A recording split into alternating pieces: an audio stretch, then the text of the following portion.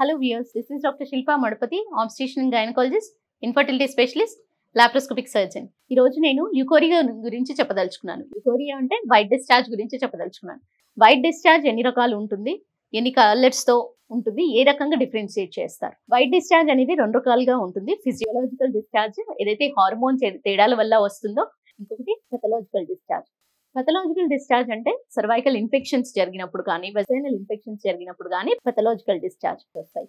అది physiological discharge వచ్చేసి usually hormone తేడాల వల్ల, అంటే మన శరీరంలో ఉండే ఈస్ట్రోజన్ ప్రొజెస్ట్రాన్ అనే హార్మోన్ తేడాల వల్ల పీరియడ్స్ కి 2 days ముందు కానీ, పీరియడ్స్ కి 2 days తర్వాత కానీ, లేదా అండం విడుదలయ్యే టైంలో కానీ వైట్ డిశ్చార్జ్ అనేది చూడడం జరుగుతుంది. ఈ ఫిజియోలాజికల్ డిశ్చార్జ్ అనేది స్టిక్కీ రూపంలో ఉంటుంది.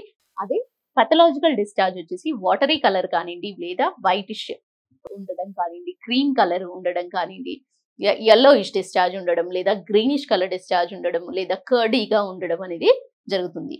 ఈ కర్డీ డిశ్చార్జ్ వచ్చేసి most common curdy and cream ఉండేది ఫంగల్ ఇన్ఫెక్షన్స్ లో మోస్ట్ కామన్ చూస్తాము. అదే బ్యాక్టీరియల్ ఇన్ఫెక్షన్స్ లో వచ్చేసి వాటరీ డిశ్చార్జ్ ఉండడము, స్మెల్ తో కూడినది బ్యాక్టీరియల్ ఇన్ఫెక్షన్స్ తో మోస్ట్ కామన్లీ చూస్తారు.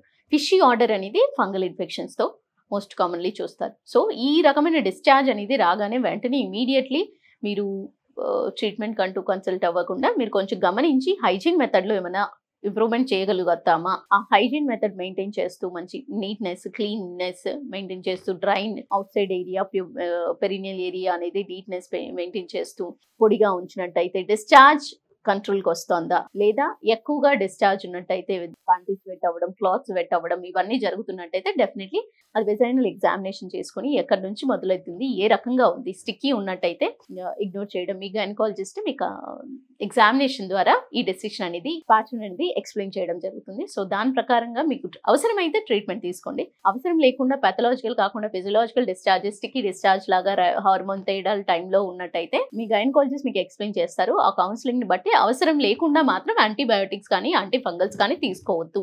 సో ఇది ఎగ్జామినేషన్, చిన్న ఎగ్జామినేషన్ ద్వారానే క్లియర్ అవుట్ అవుతుంది. సో మీరు బెటర్ టు కన్సల్ట్, మీరు డాక్టర్ కన్సల్టేషన్ తీసుకున్న తర్వాతే దాని ట్రీట్మెంట్ అంటూ తీసుకోండి. సెల్ఫ్ ట్రీటింగ్ వెజైనల్ ఇన్ఫెక్షన్ అనేది ఎప్పుడూ మంచిది కాదు. థ్యాంక్ యూ, నమస్తే.